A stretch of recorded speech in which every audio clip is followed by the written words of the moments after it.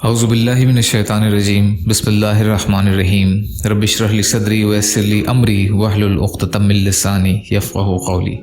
29 ربیع الاول اسلامی تاریخ، حضور صلی اللہ علیہ وسلم کی مبارک زندگی۔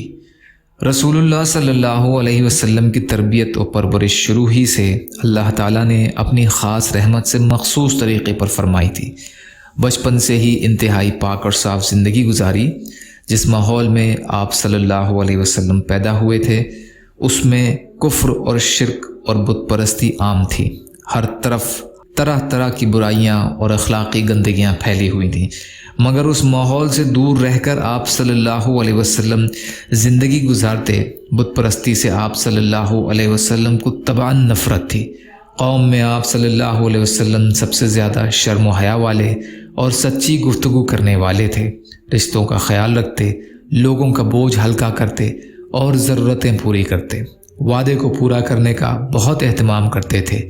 حضرت عبداللہ بن ابی الحمصہ رضی اللہ عنہ بیان کرتے ہیں کہ نبوت سے پہلے آپ صلی اللہ علیہ وسلم سے ایک معاملے پر میں نے یہ وعدہ کیا کہ پھر آؤں گا، لیکن میں بھول گیا اور تیسرے دن ادھر آیا تو دیکھا کہ آپ صلی اللہ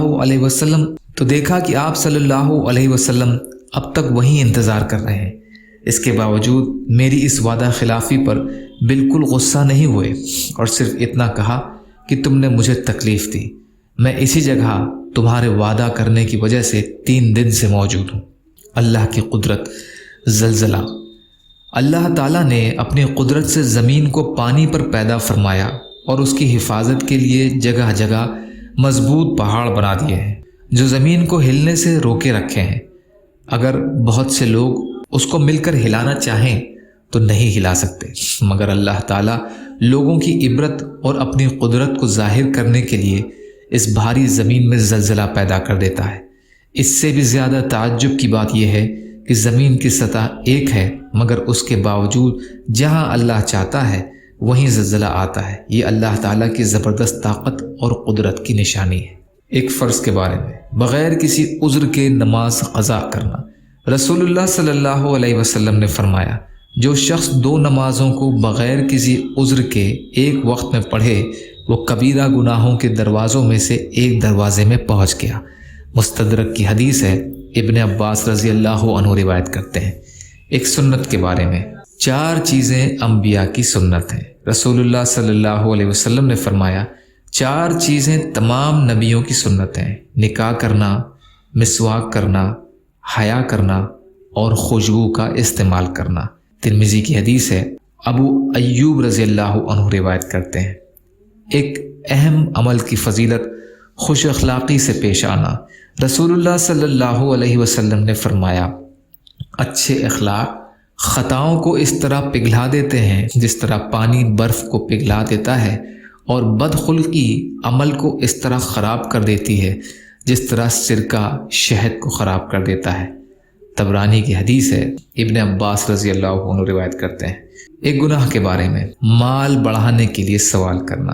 رسول اللہ صلی اللہ علیہ وسلم نے فرمایا، جو شخص لوگوں سے اس لیے سوال کرتا ہے کہ اپنے مال میں زیادتی کرے وہ جہنم کے انگارے مانگ رہا ہے، جس کا دل چاہے تھوڑے مانگ لے یا زیادہ مانگ لے۔ مسلم کی روایت ہے، ابو ہریرہ رضی اللہ عنہ روایت کرتے ہیں۔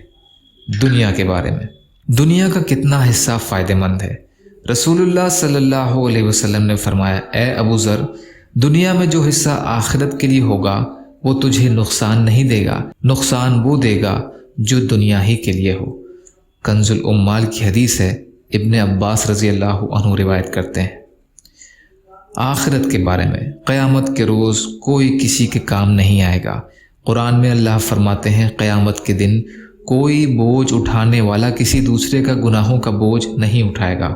اگر کوئی بوجھ سے لدا ہوا گنہگار کسی کو اپنا بوجھ اٹھانے کے لیے بلائے گا تب بھی اس کے بوجھ میں سے کچھ نہ اٹھایا جائے گا، چاہے وہ اس کا رشتہ دار ہی کیوں نہ ہو۔ سورہ فاطر کی آیت کا ترجمہ ہے۔ طب نبوی سے علاج، تربوز کے فوائد۔ رسول اللہ صلی اللہ علیہ وسلم تربوز کو تر کھجور کے ساتھ کھاتے اور فرماتے کہ ہم اس کھجور کی گرمی کو تربوز کی ٹھنڈک کے ذریعے اور تربوز کی ٹھنڈک کو کھجور کی گرمی کے ذریعے ختم کرتے ہیں۔ ابو داؤد کی حدیث ہے، اماں عائشہ رضی اللہ عنہا روایت کرتی ہیں، فائدہ: تربوز گرمی کی شدت کو کم کرتا ہے اور گرمی کی وجہ سے ہونے والے سر درد میں بے حد مفید ہے۔ یا اللہ ہم سب کو کہنے سننے سے زیادہ عمل کی توفیق عطا فرما۔